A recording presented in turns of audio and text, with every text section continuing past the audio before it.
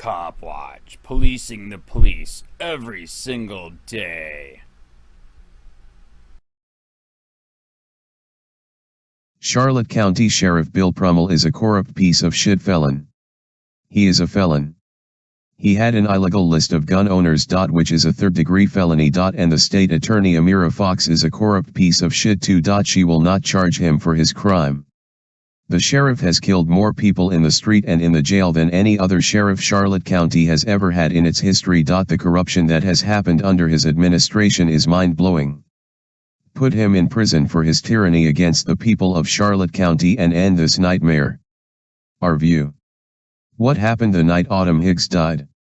Our position: the investigation into the death of Autumn Higgs is strange to say the least. Autumn Higgs, a 16-year-old Lemon Bay High graduate, was killed by a gunshot March 31st. That's about all the Charlotte County Sheriff's Office is telling us right now.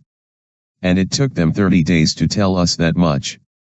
To say her death and the ensuing investigation is unusual would be an understatement. The Daily Sun has written about Higgs' life and the despair and desperation her family is suffering as they await answers as to what happened that night. Here's what we do know. Following the Daily Sun's story last week based on a call from Higgs' father, who said he could not contact Autumn and had heard she was killed by a gunshot, Charlotte County Sheriff Bill Prummell finally issued a statement. Prummell, who does not talk to the Daily Sun, said in a press release that, in order to maintain the integrity of the investigation, as well as to protect the mental health and identity of all parties involved, the decision was made to let the investigation progress prior to any information being released.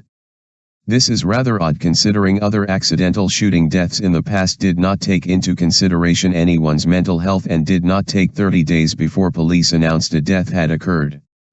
An example could be, in 2017, John Jordan was cleaning his gun when he shot and killed his son, 22-year-old Joshua Jordan. This was all according to the Charlotte County Sheriff's Office, which reported the incident the next day, saying no charges would be filed. Was John Jordan's mental health a consideration? Or, the 2013 shooting death of a 2-year-old who had picked up a gun owned by his father? The Port Charlotte man was identified and charged with culpable negligence. We would imagine the man's mental health would have been a consideration after he found his young son dead. We know Higgs was killed by a gun allegedly belonging to an Englewood teenager, who claimed it went off when he was putting it in a safe. Higgs' grandmother, Karen Mercer, and mother, Denise Mercer, said the gun-wielding teen was a boyfriend. The Daily Sun made a decision to not print the boy's name since he has not been charged with a crime. After more than 4 weeks, the Charlotte County Sheriff's Office, rather than make a decision on any charges, said it has forwarded the case to the state attorney's office. That would be 20th Judicial Circuit State Attorney Amira Fox. We called her office requesting any details or any target date for the investigation to be completed. We were told they would not comment on any possible case they may be handling and would not even confirm they had the Higgs case in hand, as Prummell told the media. Strange, or just normal protocol?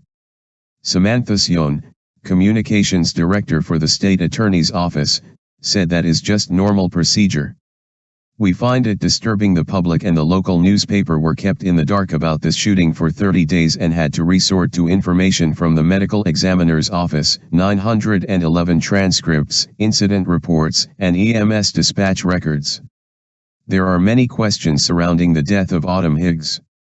It will be interesting to see the incident report and the results of the state attorney's investigation. When that will be is anyone's guess. Copyright, C. 20. A community search for answers after a 16-year-old was found dead inside a home with a gunshot wound. Investigators conducted a death investigation at the house on Euler Avenue in Englewood back on March 31st, and tonight's the first time we're hearing about it. Detectives say other minors are involved in this case. New at 6, Wink News reporter Erica Jackson gives us insight on what happened that night. No, she's not breathing. She's not moving at all. A teenage girl dead, shot in a back bedroom. I don't know. I was in my room and...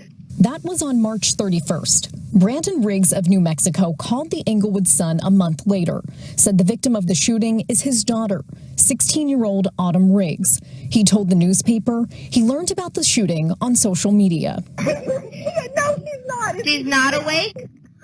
She's not awake. Neighbors in Englewood East told me they remembered first responders on Euler Avenue, recalled deputies spending days in and out, collecting evidence, blocking off the street. We heard the sirens coming in, and then it just seemed like it never ended. It just kept on coming, and more and more and more. But the sheriff's office never announced deputies were investigating a fatal shooting.